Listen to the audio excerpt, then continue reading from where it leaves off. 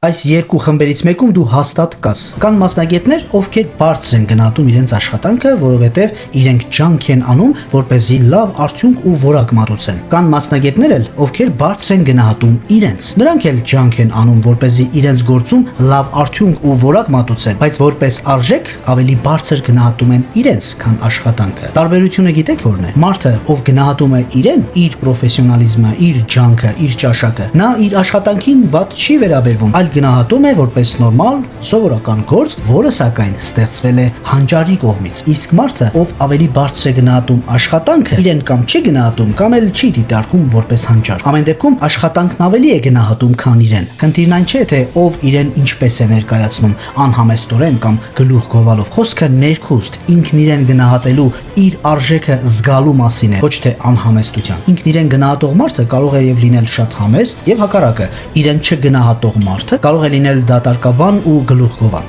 Իսկ ինչ է կատարվում, երբ քեզ գնահատում ես բարձր, աշխատանքդ սովորական, եւ ինչ է կատարվում, երբ աշխատանքդ ես բարձր գնահատում, իսկ քեզ դե մարդ եմ էլի, աշխատում ենք։ Աշխատանքն իրենից բարձր գնահատողը մարդկանց մատուցում ու ներկայացնում է իր աշխատանքը հիացմունքով, էմոցիոնալ, դետալային, չէ, իր գործի նվիրալները շատ գեղեցիկ ու մեծ նվիրվածությամբ են խոսում արդյունքի մասին։ Իսկ երբ մարդիկ խոսում են իր հետ, զգում են, որ այնքան էլ լուրջ չի վերաբերվում իր ցանկություններին։ Պատրաստ է համակերպվել ցանկացած պայմանի, կռեհկության, տհաճ միջավայրի ու բնակավայրի, աշխատավայրի, սնունդի հետ, կարճ ասած, ինքն իրեն չի գնահատում։ Ու չնայած աշխատանքը որակում է որպես հանճարեղ գործ, միևնույն է մարդիկ միանգամից մտածում են, միայն սիրուն խոսելով ու ներկայացնելով չի, դու քեզ չես գնահատում։ Ինչպիսին դու ես, այդպիսին էլ արածդ է լինելու։ Իսկ երբ աշխատանքդ չես թերագնահատում, այլ գնահատում ես նորմալ, որակյալ աշխատանք, փոխարենը քեզ ես գնահատում որպես հանճար։ Կրկնում եմ,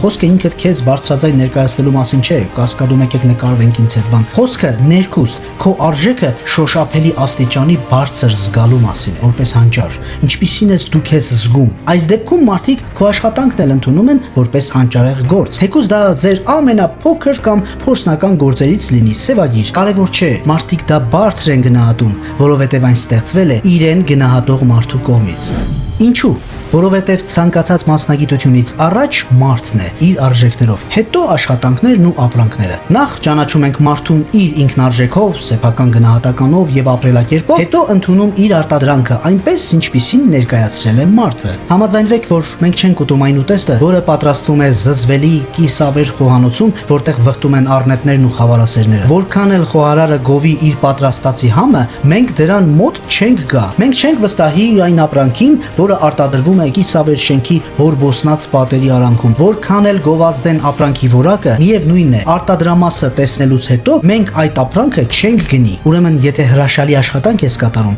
հանճարեղ, բարձրաճաշակ ու որակյալ, բայց քիչ են վճարում կամ առհասարակ արածդ չեն նկատում, մի զարմացիր։ Խնդիրն այն է, թե ինչպիսին ես զգում ինքդ քեզ, իսկ երբ գնահատում ես քեզ, գնահատվում է նաև քո աշխատանքը։ Սա էլ ասեմ։ Ինքներս մեզ չգնահատելու պատճառները կարող են շատ լինել։ Մեկը դառը մանկություն է ունեցել, մյուսին կոտրել են հենց ծնողները, երրորդն առհասարակ ֆիզիկական բռնության է ենթարկվել կամ այլևայլ խնդիրների միջով է անցել, որոնք դարձել են հոգեբանական պատճառ իր անձը չգնահատելու, բայց դրանք միայն պատճառներ են, ոչ թե դատավճիռ, որովհետև աշխարհը չի սկսվում ու ավարտվում քո խնդիրներով, որոնք փորձում ես ծածկել լավ աշխատելով, մարդկանց բարիք անելով։ Նախ գնահատիր քեզ, որովհետև աշխարհը սկսվում է քեզանից։ Սկզբում ստեղծվել է մարդը, հետո սկսել է աշխատել։ Գնահատեք ձեզ, դուք կարող եք։